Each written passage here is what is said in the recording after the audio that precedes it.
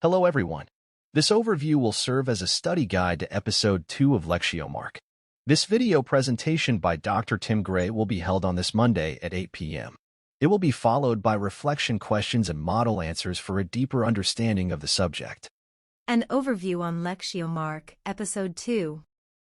The importance of Capernaum in Jesus' ministry. This lecture by Dr. Tim Gray discusses the significance of Capernaum in Jesus' ministry, as seen through the lens of Mark's Gospel. Why Capernaum? Capernaum is the village where Peter lives. Jesus heals Peter's mother-in-law at Peter's house, establishing his base of operations there. Matthew 4 verses 12 to 16 notes that Jesus fulfills a prophecy by Isaiah 9 verses 1 to 2, by going to Capernaum, which was previously known as Galilee of the Gentiles. This region was the first part of the Holy Land to be conquered by Gentiles, the Assyrians. Capernaum is Jesus' headquarters. Jesus teaches in the synagogue at Capernaum, Mark 1 verse 21. Many sick people are brought to Jesus at Peter's house for healing, Mark 1 verses 29 to 34. Due to the crowds, Jesus seeks a quiet place to pray, Mark 1 verse 35. Mark's Gospel and Peter. The lecture argues that Mark's Gospel is based on Peter's eyewitness testimony. This is supported by Peter being the first and last disciple mentioned in Mark 1 verse 16 and 16 verse 8. Mark being a companion of Peter according to tradition. Capernaum, a village of consolation. Capernaum can be understood as village of consolation. This name reflects the hopes of the Jews who resettled the Galilee after the Babylonian exile. Biblical connection. The name Capernaum connects to the prophet Nahum, whose name means consolation in Hebrew. Isaiah 40 verse 1 uses the word comfort to signify a turning point in Israel's story, from judgment to restoration. This verse is linked to John the Baptist who prepares the way for the Lord. Early Christians. The Greek word for consolation, parakletos, is used in the New Testament to refer to the Holy Spirit. This reflects the importance of consolation in early Christian theology. Forgiveness of sins and the new evangelization.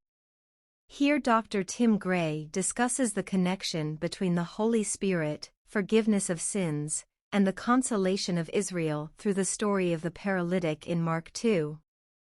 The Holy Spirit as the counselor and the comforter. Dr. Gray explains that the Holy Spirit is referred to as the counselor and comforter because it brings forgiveness of sins. In the Gospel of John, Jesus associates receiving the Holy Spirit with the forgiveness of sins. Forgiveness of sins as a hallmark of the Messianic age. According to Dr. Gray, the forgiveness of sins is central to the coming of the Messiah and the consolation of Israel. The story of Jesus forgiving the sins of the paralytic in Mark 2 is a sign of the beginning of the Messianic age. Isaiah 40 and the new evangelization.